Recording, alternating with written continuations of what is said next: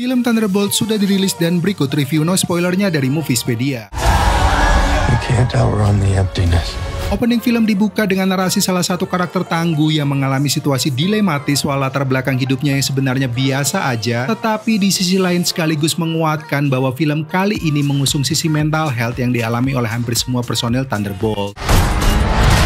Soal karakter yang dilibatkan dalam film ini seperti yang udah gue jelaskan sebelumnya bahwa hampir semua personil Thunderbolt punya latar belakang yang gelap dan bisa dibilang mereka adalah pecundang yang secara nggak sengaja bekerja sama lantaran suatu peristiwa. Meskipun punya kesamaan soal latar belakang yang gelap, namun antar karakternya sendiri dihadapkan dengan beragam sifat yang berbeda, seperti ada yang dominan suka ngatur saat menghadapi kendala, ada yang nggak mau diatur karena merasa dirinya nggak kalah hebat, lalu ada yang seolah-olah sempat terlihat pasrah dan nggak bisa diandalkan saat menghadapi masalah, hingga ada karakter yang merangkul mereka semua. So, dengan kata lain, dengan sifat yang berbeda-beda, maka terjadi benturan yang menarik antar karakternya sehingga meskipun dalam sejumlah adegan disuguhkan dialog yang panjang, tetapi ketidakakuran mereka ini membuat penonton gak merasa bosan. Untuk premis ceritanya sendiri bisa dibilang sangat sederhana, yaitu bagaimana menyatukan pemikiran sejumlah personil yang berbeda-beda secara karakter mereka untuk melawan otak utama yang menghasut satu kawan mereka yang menjadi lawan. Sementara itu untuk karakter Sentry dalam film kali ini ditampilkan cukup berpeluang bisa diandalkan di MCU di masa mendatang karena punya kekuatan yang sangat dahsyat. Di sisi lain, meskipun Sentry terlihat kuat dan ada banyak karakter yang tergabung di dalam satu grup, tetapi film ini bisa secara berimbang menampilkan keunggulan setiap mereka tanpa perlu didominasi oleh satu orang aja. Menurut gue, Marvel kali ini mengambil jalan cerita yang berbeda, terutama soal menceritakan karakter andalan baru mereka. Ya, seperti misalnya aja teman-teman menjauhi pakem protagonis atau hero maupun superhero yang harus terlihat suci, padahal sebenarnya mereka pun punya sisi gelap, sisi rapuh yang membumi sama seperti manusia pada umumnya. Di sisi lain, Marvel mencoba menyuguhkan pesan yang cukup mendalam soal latar belakang yang gelap atau berantakan, bukan berarti harus bersikap atau merespon segala sesuatunya dengan jahat. Well, meskipun terlihat film ini sudah ada kemajuan, namun dalam beberapa detail adegan menurut gue pribadi ada sisi error di logika yang belum terjawab, seperti misalnya ada beragam momen kebetulan yang terlalu diada-adakan. Ya, sebut saja momen mereka yang terdampar di suatu daerah dan tiba-tiba ditemukan oleh karakter yang menggunakan mobil panjang, hingga ada momen satu karakter yang dengan mudah diselamatkan oleh teman-temannya saat terjebak di alam yang berbeda, padahal katanya alam yang berbeda ini sangat luas dan susah untuk menemukan jalan keluar. Di ending filmnya bisa dibilang agak sedikit mengejutkan karena akhirnya film ini membenarkan rumor yang beredar bahwa arti tanda bintang di judul adalah salah satunya Thunderbolt merupakan sebuah nama yang bukan nama sebenarnya dari grup ini. Oh iya teman-teman, di mid credit scene film ini ada momen yang cukup kocak mengenai bagaimana personil grup ini ternyata juga haus validasi soal kepahlawanannya, sedangkan di post credit scene ada kejutan mengenai film Marvel mendatang yang akan segera tayang. So, apakah film ini termasuk overhype dan gak layak dipuji? Well, menurut gue pribadi sih film ini setidaknya mampu memberikan warna baru soal sejumlah sisi penceritaan karakter Marvel yang lebih baik setelah sebelumnya juga ada grup yang diisi oleh para pecundang yang bernama Guardians of the Galaxy. Dan dari skala 1 sampai 10